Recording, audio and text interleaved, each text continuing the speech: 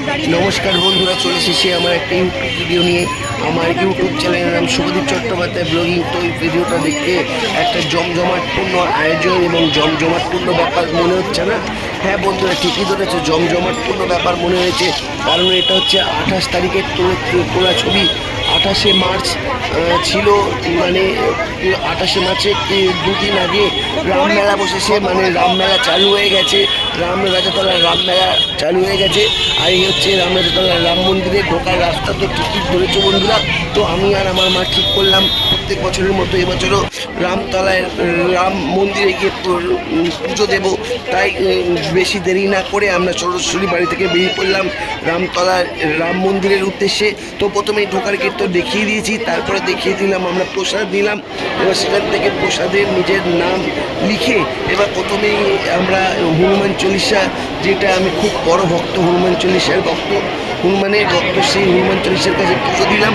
সেই পুজো দেওয়ার পর এখান থেকে ধূপ বাতি আর পদ্ম ফুল একটা ঝুড়িতে করে কিনে সেখান থেকে ধূপ বাতি কিনে এবার আমি রাম মন্দিরে রাম সীতা এই ঠাকুরকে কাছে বসে পুজো দেব।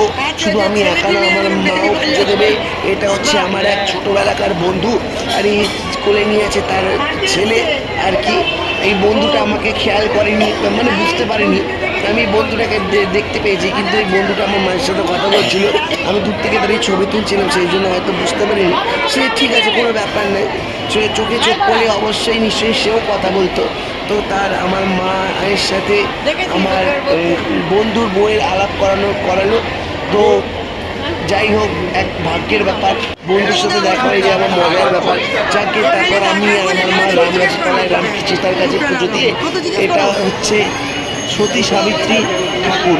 আর এই সতী সাবিত্রী ঠাকুরের দর্শন করে এবার আমরা একটুখানি মেলায় কী কী আইটেম বিক্রি হচ্ছে, হার চুড়ি, বাচ্চাদের খেলনা, চাবির রিং, এখানেও ঠিক একই, মানে তেমন কিছুই, মানে বড় নতুন কিছুই নেই। প্রত্যেক বছর রামতলায় রামমেলায় রাম পুজোর শুনে যাওয়া হয় আর কি। মেয়েদের হার চুড়ি, বালা গয়না, তবে এখানে হাতে বানানো কোনো হার চুড়ির কেস নেই। এখানে অরিজিনালি সব, মানে রূপোর আর কি। অরিজিনাল বলতে সোনা কোথা থেকে আসবে, তাই না? এখানে সোনা মোনার কোনো কেস নেই, সব রূপোর গহনা। এখানে বাচ্চাদের খেলনা সব আর কি রয়েছে। বাচ্চারা এইসব পেয়ে খুশিও হবে। সত্যি প্রত্যেক বছর এখানেও রামমেলায় রামতলায় রামমেলা হয়। ঠাকুরটা এখন 28শে মার্চে আমি গেছিলাম, এখানে এসে দেখছি আর একটা সুন্দর শিব ঠাকুর, রাধাকৃষ্ণ সব মূর্তি রয়েছে এখানে। পাথর দিয়ে তৈরি করা মূর্তি সাজানো আছে। এই রামতলায় রাম ঠাকুরটা দুর্গা ঠাকুরের মতো আসে, আবার বিসর্জনও হয়ে যায়। তো এটাও কদিন পরে বিসর্জন হয়ে যাবে, কিন্তু মেলাটা থেকে যাবে। মেলাটা তো সবসময়ই থাকি, মানে কিছু কিছু মেলা। এখানে যেমন অনেক গীতা পাঠের বই রয়েছে, বাচ্চাদের বই রয়েছে।